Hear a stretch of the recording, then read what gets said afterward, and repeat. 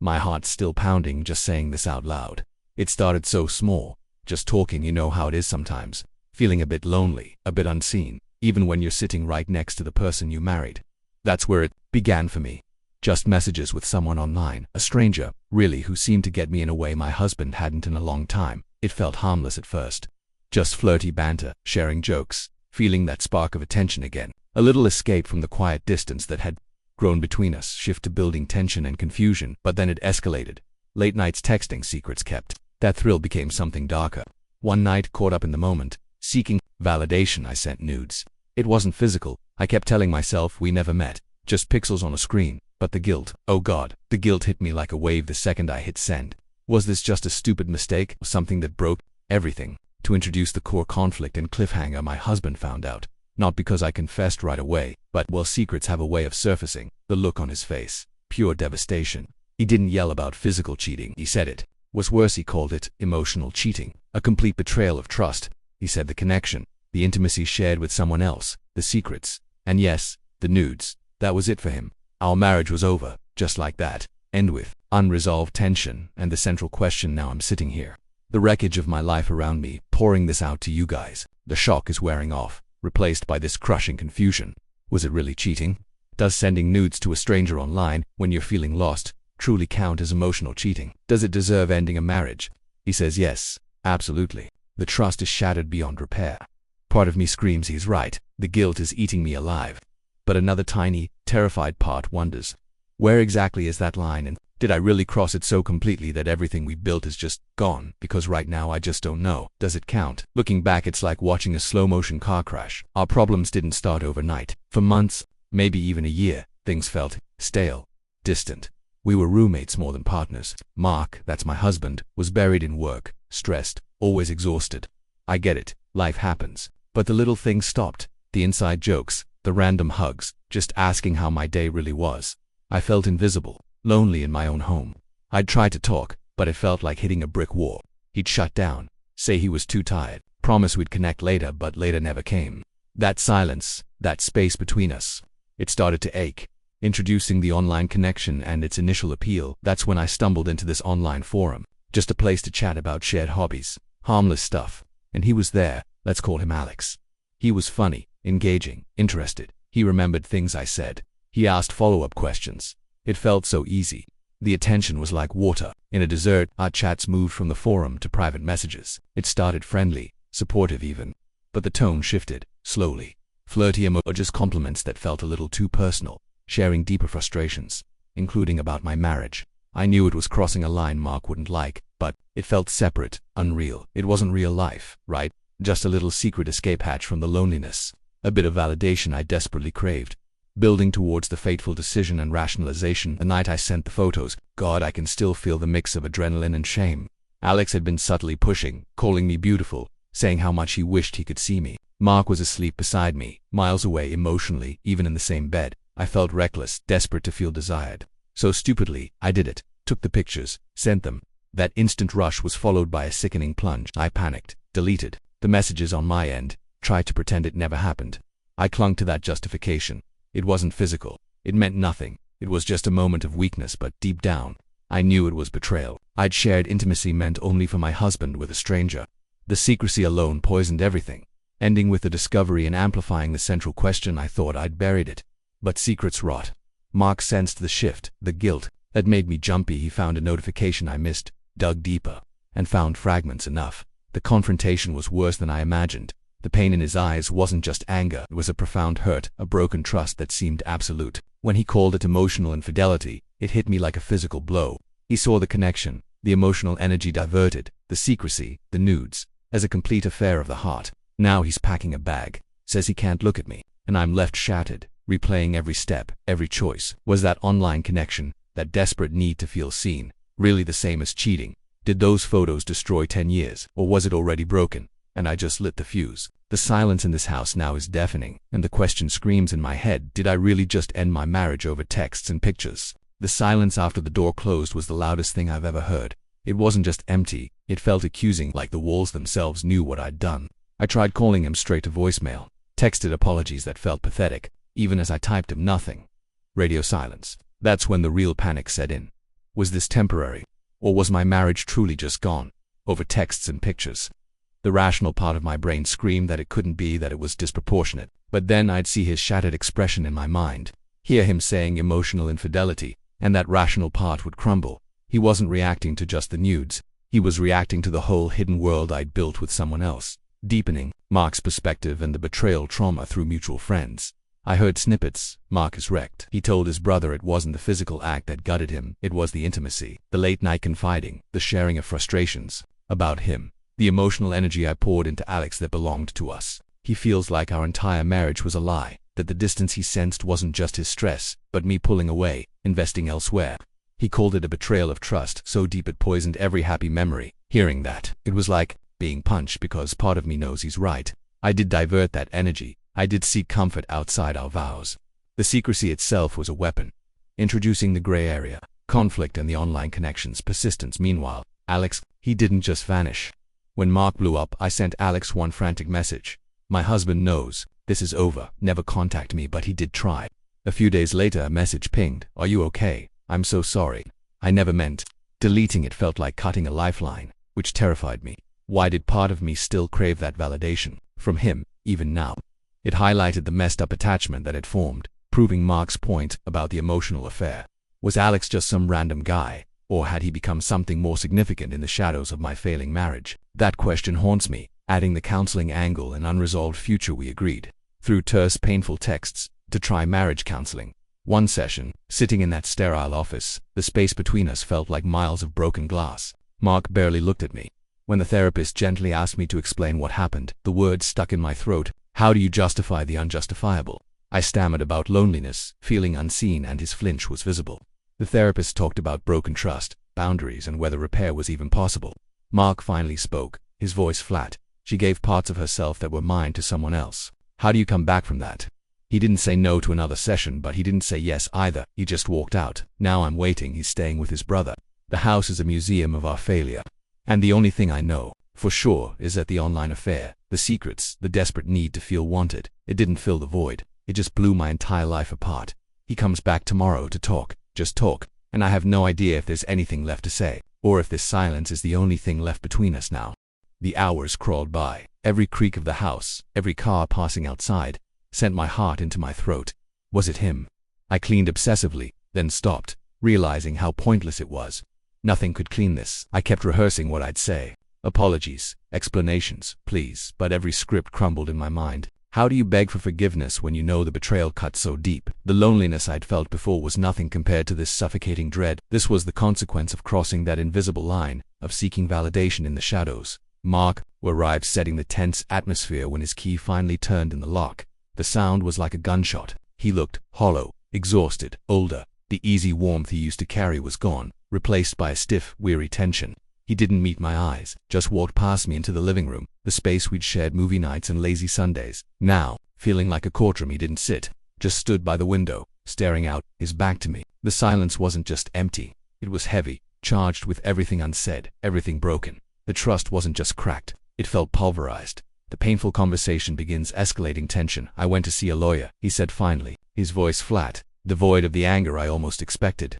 That quiet resignation was worse, 1,000 times worse. My breath hitched. This was it, the end. Just preliminary, he added, still not looking at me, trying to understand options. Options. The word felt so cold, so final. Like our marriage was a problem to be solved, dismantled. Mark, please. My voice broke. Can we just talk, really talk? He finally turned. The pain in his eyes was raw, breathtaking. Talk about what, Sarah? About how you felt lonely, I know. I failed you there, I own that. But talk about him, about the messages, the pictures.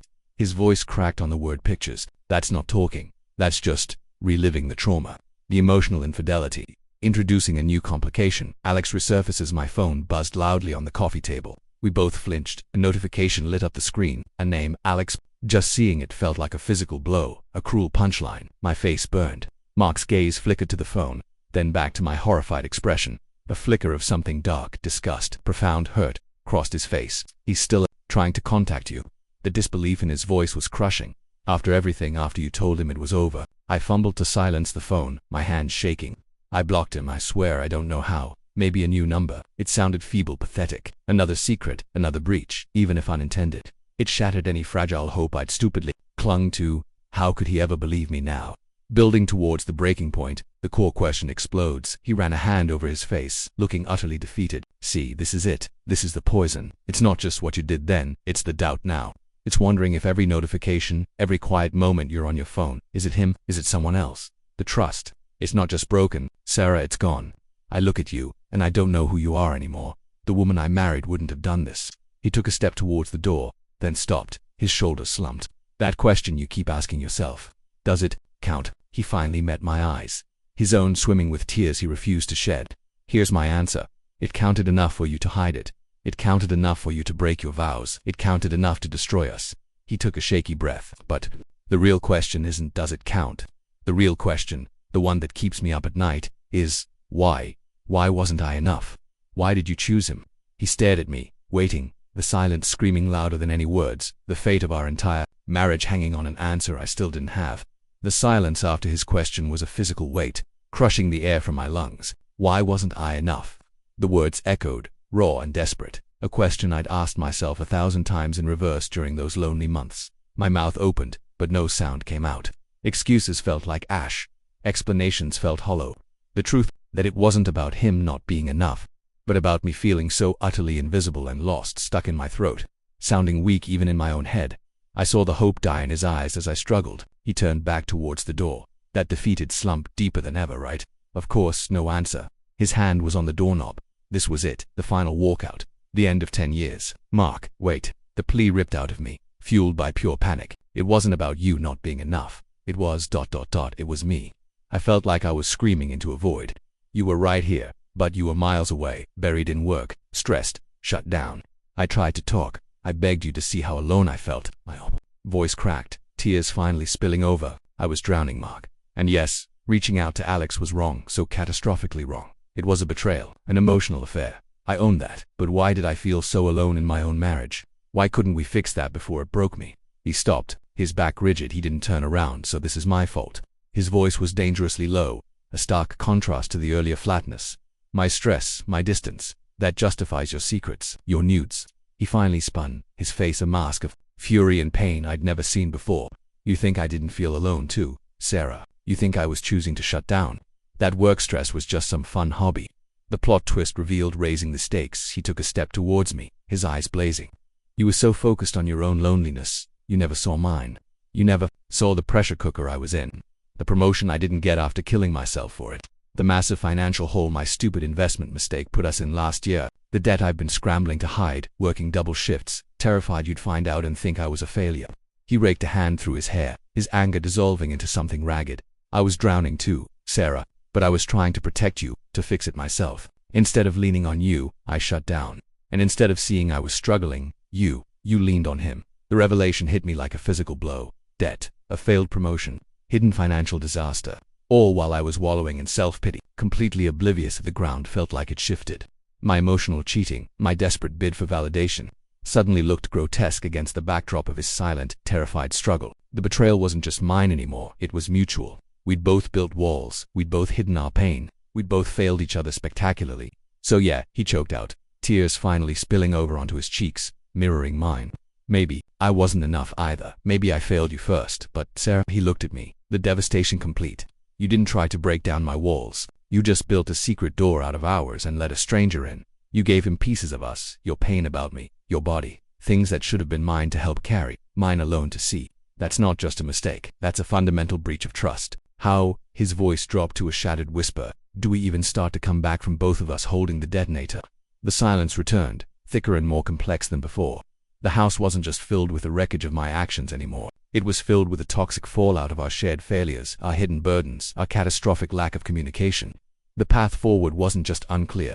It felt buried under an avalanche of revelations neither of us saw coming. The question wasn't just about forgiveness anymore. It was whether there was even a foundation of truth left strong enough to try and rebuild upon. The marriage crisis wasn't resolved. It had just exploded into something infinitely more complicated and devastating. The silence after Mark's shattered whisper felt like the whole world holding its breath.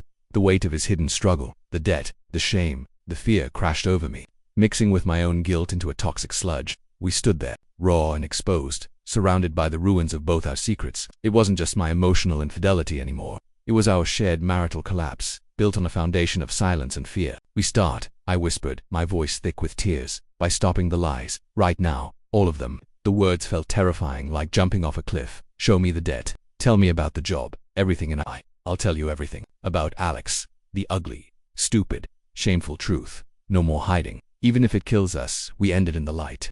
He looked at me, weary, exhausted, but maybe a flicker of something else. Not hope, not yet, but maybe a desperate willingness to try something different. He pulled out his phone, hands trembling, and opened a banking app, showing me numbers that made my stomach drop. He talked haltingly, painfully about the failed promotion, the bad investment, the crushing weight he'd carried alone, thinking he was protecting me. The trust wasn't just broken by my actions. It was shattered years ago when we stopped truly seeing each other, and then it was my turn. I told him about the aching loneliness, the late-night messages that started innocently, the slow, insidious slide into flirting, the craving for validation, the moment of reckless, devastating weakness when I sent those pictures, the sheer stupidity of thinking it was harmless because it was only online. I confessed the sickening guilt, the panic, when he found out, the depth of my remorse. It was excruciating. He flinched, turned away, wiped his eyes.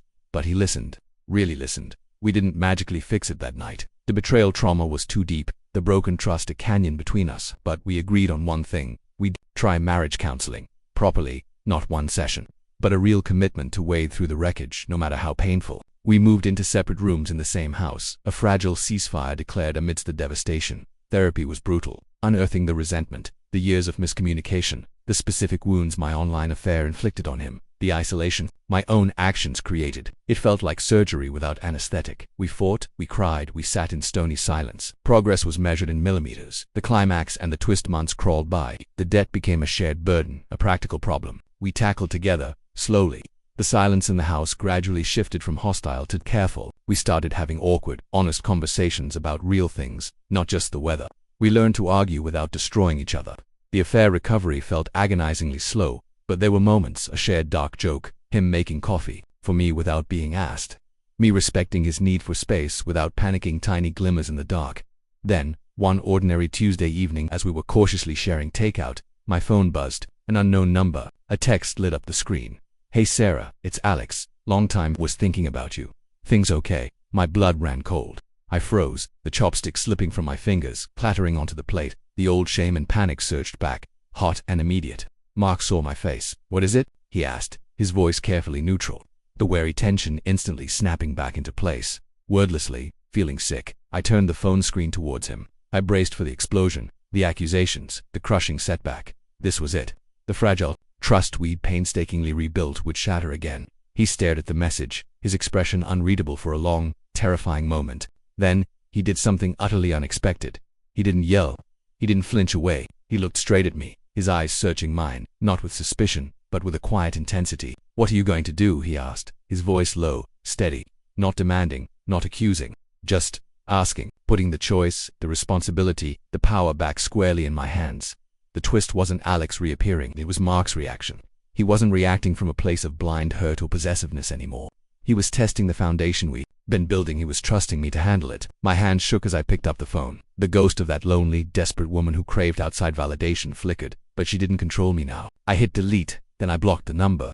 Finally, I looked back at Mark, my heart pounding not with fear, but with a fierce, trembling resolve. I deleted it. I blocked him, I said, my voice surprisingly steady. "He doesn't get space in our lives. Not anymore." Mark didn't smile. He didn't reach for me, but he gave a single slow nod. A deep breath escaped him, releasing some of the tension. "Okay," he said quietly. "Just that. Okay."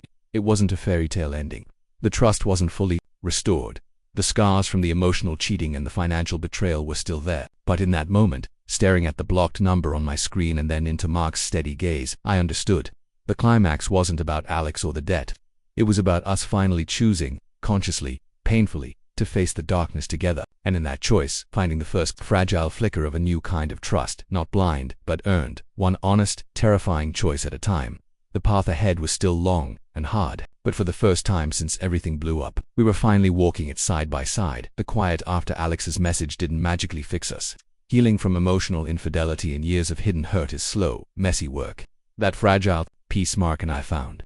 We had to fight for it, day after day, in marriage counseling sessions that sometimes left us raw and exhausted, and in countless small, honest conversations at our kitchen table. The betrayal trauma didn't vanish overnight.